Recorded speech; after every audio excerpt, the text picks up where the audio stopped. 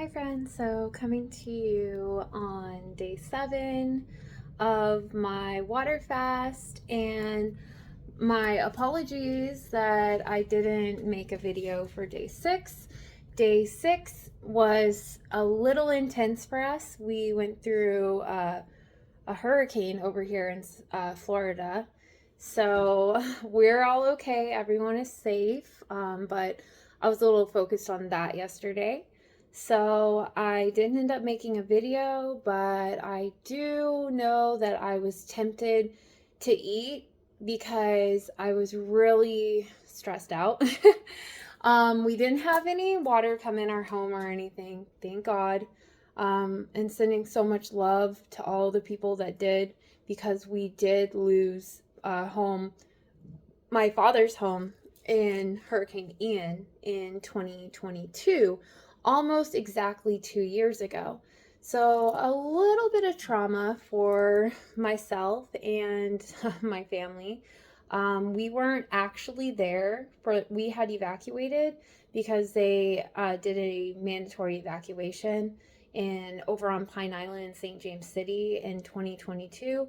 We evacuated to Miami, but coming back to the house, that's when we discovered that the place was just completely obliterated, and it was devastating for my father. Um, our thing, somehow I, really prayed, and I always have faith that, like the highest outcome is going to have to happen, and I'm just going to have to keep the faith. And by some grace of God, our room was spared that my kids stayed in and that my husband and I stayed in. So the rest of the house had damage, and severe damage. So my father spent a lot of time rebuilding. So I also had friends, but he did not occur any damage. I was a little stressed because it came really close for him last night. He's right on the water in St. James City. And when the surge happens, that's whenever the water comes up and it's just like flowing like a river. So last night we were like, oh, well, it's really windy, but nothing. We did have a friend who I feel so uh, terribly, it just words can't even describe, for a couple of them that had water just go in their homes and just ruin everything, just flood it out all over again after Ian. Everyone's just done with it.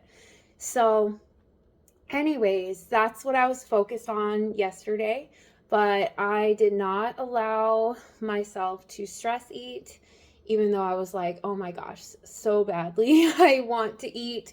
And I almost like started eating last night, when my husband was making a snack and he was making some chips and guacamole, and I was like, no. He's like, you sure you don't want to just do your tea, babe? And I was like, you're right. I'll break my fast tomorrow. My goal was 6 days, but I made it through 7. So I'm very proud of my dedication and the endurance and the discipline. And I do want to say that, I definitely had support, and I definitely kept my intention that, hey, I'm strong enough to do this. I am stronger than those cravings and urges. And also, it's good for my body, and I love my body. So, yes, that's a little bit of the update. So, today I'm going to break my fast with some coconut water and some grapes. And I was going to do that on camera, but then I was like, you know what? They don't need to see me eat. So I'm just going to tell you guys that the coconut juice, or water, sorry, coconut juice. The coconut water is going to be so refreshing. I already know it. And I'm just, oh. So then, it's important when you are breaking a fast to ease into things. Just the same way that I encourage you to ease into the fast, you got to ease out of it. You don't want to overwhelm your digestive system and load it down with a bunch of fats or anything. Even though I have an issue with, I love avocados. I have avocados with like lunch every single day when I'm not fasting. So I'm like, probably gonna eat an avocado. I'm gonna push it to maybe tomorrow. But maybe even 3 days. So you're supposed to do, my friend who knows a little bit more about fasting too, recommends that you do like a third of however long you did the fast for.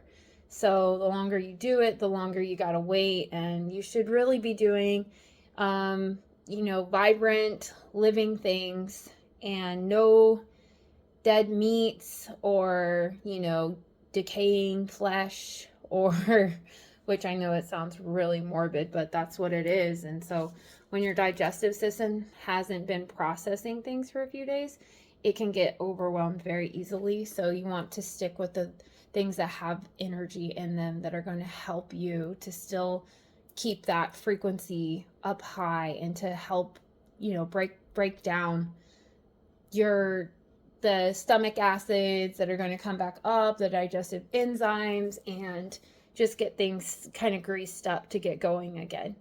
And a couple of takeaways from this fast, I feel, is you definitely want to, have food prepared for others. If you're a mama or a dad or, a caretaker, and for the first at least 2, maybe even 3 days, or get something very easy, because when you smell the food, you're going to be like, oh my God.